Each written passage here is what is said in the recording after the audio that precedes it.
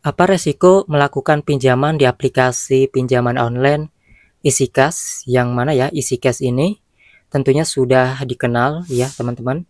Karena di sini teman-teman kalau lihat sudah digunakan oleh 10 juta orang lebih yang memilih aplikasi pinjaman online ini. Gimana resikonya ketika gagal bayar ataupun juga melakukan pinjaman di aplikasi ini, apalagi orang-orang yang baru pertama kali.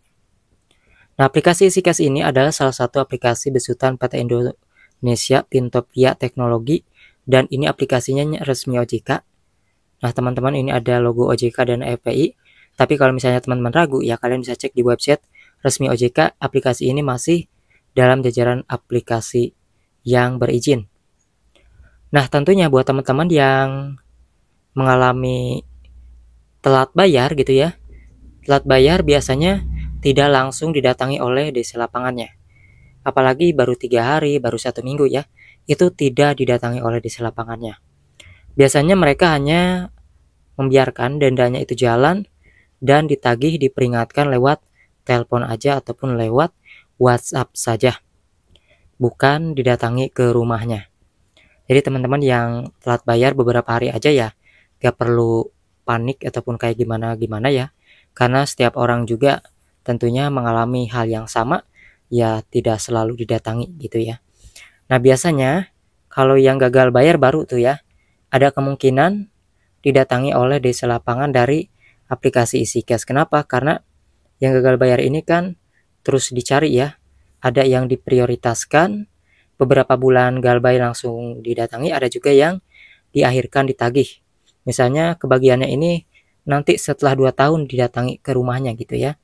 Karena teman-teman kalau kalian lihat ya, banyak orang-orang yang sudah aman 3 tahun ya, tapi akhirnya di tahun 2025 ini ada juga tuh yang mengalami didatangi.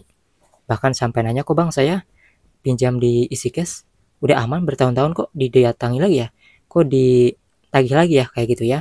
Nah, maka itu menurut saya aplikasi ini ya, kalau misalnya kita yang galbay ditagih sekaligus semuanya didatangi ya, mereka juga akan kewalahan. Jadi menunggu giliran aja diputar kayak gitu teman-teman. Namun yang pasti selama kalian tahu ya aturan-aturan yang diterapkan OJK ke DC-nya, maka kita gak perlu takut karena mereka juga tidak akan melakukan hal-hal yang tidak diinginkan. Selama aplikasi tersebut resmi, apalagi seperti EasyCash ini, ya sudah dapat dipastikan harusnya gitu ya, harusnya tidak menyebar data.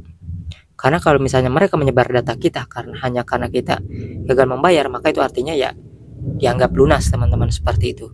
Jadi teman-teman gak perlu takut ya. Yang pasti tidak semua orang yang mengalami telat bayar ataupun gagal bayar di aplikasi EasyCash ini selalu didatangi, enggak.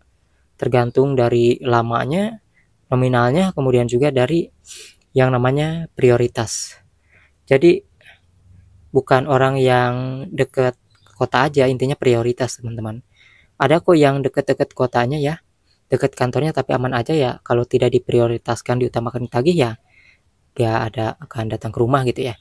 Namun terkadang untuk aplikasi EasyCash ini teman-teman, tenornya suka ada yang kecepatan.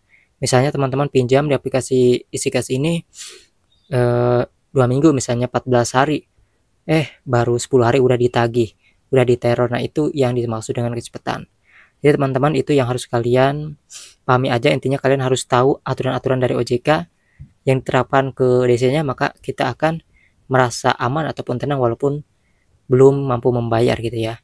Karena kita tidak boleh memaksakan juga untuk mengadakan uang untuk membayar pada saat itu, karena kita bisa membayar ketika kita sudah memiliki uangnya, baru deh kita bisa bayar tagihan pokoknya aja. Jadi seperti itu teman-teman. Yang mau nanya silahkan tulis aja di kolom komentar, ataupun yang mau membagikan pengalamannya pinjam uang di aplikasi ini seperti apa, silahkan teman-teman tulis aja di kolom komentarnya.